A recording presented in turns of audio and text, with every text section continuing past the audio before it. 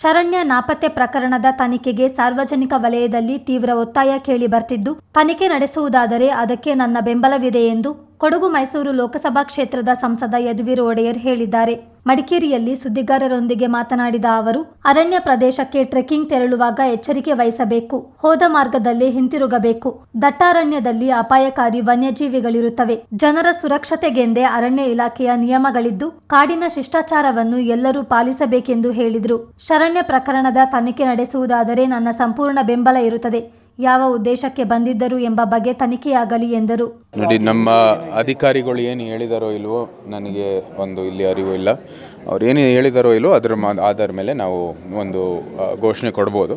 ಆದರೆ ಏನಿದೆ ಅಂದರೆ ನಮ್ಮ ಅರಣ್ಯ ಮತ್ತು ನಮ್ಮ ಏನು ವನ್ಯಜೀವಿ ಮತ್ತು ಇತ್ಯಾದಿ ಎಲ್ಲ ಪ್ರದೇಶ ನಾವು ಆದಷ್ಟು ಕಾಳಜಿ ವಹಿಸಿ ನಾವು ಅಲ್ಲಿಗೆ ಒಳಗೆ ಹೋಗಬೇಕಾಗಿದೆ. ಟ್ರೆಕ್ಕಿಂಗ್ ಎಲ್ಲ ನೀವು ಕೊಟ್ಟಿರೋ ರೂಟಲ್ಲೇ ಹೋಗಿ ಬರಬೇಕಾಗಿರ್ತಕ್ಕಂಥದ್ದು ನಾವೆಲ್ಲರೂ ಅದನ್ನ ಪಾಲನೆ ಮಾಡಬೇಕಾಗಿದೆ. ಯಾವುದೋ ಒಂದು ಕಾರಣದಿಂದ ತಪ್ಪೋಗಿದರೆ ಅಥವಾ ಏನೋ ಒಂದು ನಿಮಗೆ ಮಿಸ್ಸಿಂಗ್ ಆಗಿ ನಿಮಗೆ ಏನೋ ಕಷ್ಟ ಆಗಿದರೆ ಅದು ಬೇರೆ ವಿಚಾರ. ಆದರೆ ನೀವಾಗೆ ಹೋಗ್ಬಿಟ್ಟು ಅಲ್ಲಿ ಕ್ಯಾಂಪಿಂಗ್ ಮಾಡುವಂಥದ್ದು ಅದು ಯಾವುದೇ ಅನುಮತಿ ಇಲ್ಲದೇ ಇದ್ದರೆ ಅದು ತಪ್ಪು. ಸೊ ನೀವು ಏನು ಕಾಡಿನ ಒಂದು ಶಿಷ್ಟಾಚಾರ ಇದೆ, ಒಂದು ಅರಣ್ಯ ಇಲಾಖೆಯಿಂದ ಕೊಟ್ಟಿರ್ತಕ್ಕಂಥ ಶಿಷ್ಟಾಚಾರ, ಯಾಕಂದರೆ ಇಲ್ಲಿ ಬರೀ ನಿಮ್ಮ ರಕ್ಷಣೆಗಾಗಿನೇ, ನಿಮ್ಮ ಒಂದು ಸುರಕ್ಷಿತವಾಗಿರೋದಕ್ಕೇ ಈ ಒಂದು ಎಲ್ಲ ಕಾನೂನು ಕೊಟ್ಟಿರೋದು. ಅದಕ್ಕಂದರೆ ಹುಲಿಗಳಿದ್ದಾವೆ, ಆನೆ ಇದೆ, ಬೈಸನ್ ಇದೆ, ಏನೋ ಹೇಳ್ತಾ ಹೋಗ್ತಾರೆ, ಚಿರತೆ ಇದೆ, ಏನೇನೋ ಪ್ರಾಣಿಗಳಿದ್ದಾವೆ. ಜೊತೆಗೆ ಇಲ್ಲಿ ಎಲ್ಲ ಹಾವು ಇದೆ, ಏನೇನೋ ಬೇರೆ ಬೇರೆ ರೀತಿಯ ಒಂದು ಏನು ಡೇಂಜರಸ್ ಆಗಿರ್ತಕ್ಕಂಥ ಒಂದು ವನ್ಯಜೀವಿ ಇದೆ. ಸೊ ಅದಕ್ಕಾಗಿ ಅವರು ಆದಷ್ಟು ಕಾಳಜಿ ವಹಿಸಿ ಒಂದು ಏನು ಕಾಡಿನ ಒಂದು ಶಿಷ್ಟಾಚಾರ ಇದೆ ಅದನ್ನ ಪಾಲಿಸಬೇಕಾಗಿರ್ತಕ್ಕಂಥದ್ದು ಅತ್ಯವಶ್ಯ. ಸರಿ ಇದ್ರೆ ಮಾಡಲಿ ತನಿಖೆ, ನಮ್ಮ ಬೆಂಬಲ ಇದೆ, ನಮಗೇನು ಸಮಸ್ಯೆ ಇದೆ, ಮಾಡಲಿ ತನಿಖೆ. ಅವರಿಗೆ ಏನು ಹಿನ್ನೆಲೆ ಏನು ಬಂದಿದ್ದಾರೆ, ಏನಕ್ಕೆ ಬಂದಿದ್ದಾರೆ ಅಂತ ಮಾಡಲಿ.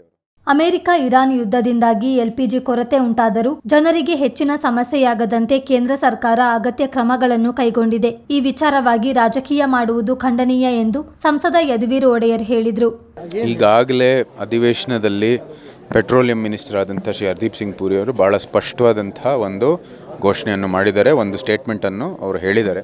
ಭಾಳ ಸ್ಪಷ್ಟವಾಗಿ ಅವರು ಹೇಳಿದ್ದಾರೆ, ನಮ್ಮ ಭಾರತದಲ್ಲಿ ಯಾವುದೇ ರೀತಿಯ ಒಂದು ಕೊರತೆ ಆಗದೇ ಇದ್ದಂಗೆ ನಾವು ವ್ಯವಸ್ಥೆಯನ್ನು ಮಾಡ್ತಾಯಿದ್ದೀವಿ. ಎಲ್ಲ ಪ್ರೊಡಕ್ಷನ್ನು ಕೂಡ ಜಾಸ್ತಿ ಮಾಡೋದಕ್ಕೆ, ಉತ್ಪಾದನೆ ಜಾಸ್ತಿ ಮಾಡೋದಕ್ಕೆ ಇವತ್ತು ಅವರು ನಿರ್ಧಾರ ತೊಗೊಂಡಿರ್ತಕ್ಕಂಥದ್ದು. ಮತ್ತು ಒಂದು ಡೈವರ್ಸಿಫಿಕೇಷನನ್ನು ಕೂಡ ಮಾಡಿದ್ದಾರೆ. ಯಾಕಂದರೆ ಇದಕ್ಕೆ ಹಿಂದೆ ಬರೀ ಒಂದೇ ಒಂದು ಜಾಗದಿಂದ ತೊಗೋತಾಯಿದ್ವಿ, ಈಗ ಎಲ್ಲರಿಂದನೂ ಕೂಡ LPG ತೊಗೊಳ್ಳೋದಕ್ಕೆ ಇವತ್ತು ಒಂದು ಒಳ್ಳೆ ವ್ಯವಸ್ಥೆ ಮಾಡೋದಕ್ಕೆ ಮುಂದುವರಿತಾ ಇದ್ದೀವಿ. ಇಂಥ ವಿಚಾರಗಳಲ್ಲಿ ರಾಜಕೀಯ ಬೇಕಾಗಿಲ್ಲ. ನಾವು ದೇಶಕ್ಕಾಗಿ ಇದು ಯಾವುದೋ ಒಂದು ನಮ್ಮ ನಿಯಂತ್ರಣದಲ್ಲಿ ಇರದೇ ಇರ್ತಕ್ಕಂಥದ್ದು ಒಂದು ಏನು ಆಗ್ತಾ ಇರುವಂಥದ್ದು ಘಟನೆಯಿಂದ ಭಾರತದ ಒಂದು LPG ಒಂದು ಶಾರ್ಟೇಜ್ ಆಗ್ತಾ ಇರ್ತಕ್ಕಂಥದ್ದು. ಆದರೂ ಕೂಡ ಇಂಥ ಒಂದು ಸಮಸ್ಯೆ ಇದ್ದರೂ ಕೂಡ ಇವರು ಭಾರತದಲ್ಲಿ ಇರುವಂಥ ಸಮಸ್ಯೆ ನಿಯಂತ್ರಣ ತಗೊಂಡು ಇವತ್ತು ಎಲ್ಲರಿಗೂ ಕೂಡ LPG ಕೊಡುವಂಥದ್ದು ಕೆಲಸ ಆಗ್ತಾಯಿದೆ. ಇದರ ಮೂಲಕ ಬರೀ ಆತಂಕ ಸೃಷ್ಟಿ ಮಾಡೋದಕ್ಕೆ, ತಮ್ಮ ರಾಜಕೀಯ ಲಾಭಕ್ಕೆ ಮಾಡೋದು ಅತ್ಯಂತ ಖಂಡನೀಯ ಒಂದು ಬೆಳವಣಿಗೆ. ಅಸ್ಸಾಂನಲ್ಲಿ ಚುನಾವಣಾ ಪ್ರಚಾರದ ವೇಳೆ ಬಿಜೆಪಿ ಮತ್ತು ಆರ್ಎಸ್ಎಸ್ ವಿಷಪೂರಿತ ಹಾವಿನಂತೆ, ಅದನ್ನು ಕೊಲ್ಲದಿದ್ದರೆ ನೀವು ಬದುಕುಳಿಯುವುದಿಲ್ಲ ಎಂದು ಎಐಸಿಸಿ ಅಧ್ಯಕ್ಷ ಮಲ್ಲಿಕಾರ್ಜುನ್ ಖರ್ಗೆ ಪ್ರಚೋದನಕಾರಿ ಭಾಷಣ ಮಾಡಿದ್ದರು. ಈ ಕುರಿತು ಪ್ರತಿಕ್ರಿಯಿಸಿದ ಸಂಸದ ಯದುವೀರ್ ಒಡೆಯರ್, ಜನರ ಮುಂದೆ ಪ್ರಣಾಳಿಕೆಯನ್ನಿಟ್ಟು ಚುನಾವಣೆ ಗೆಲ್ಲಲು ಪ್ರಯತ್ನಿಸಬೇಕು. ಇಂತಹ ವಿವಾದಾತ್ಮಕ ಹೇಳಿಕೆಗಳು ಸಮಾಜವನ್ನು ವಿಭಜಿಸಲಿದ್ದು, ರಾಜಕೀಯ ಲಾಭದ ಉದ್ದೇಶಕ್ಕೆ ಈ ರೀತಿಯ ಹೇಳಿಕೆ ನೀಡಬಾರದು ಎಂದರು.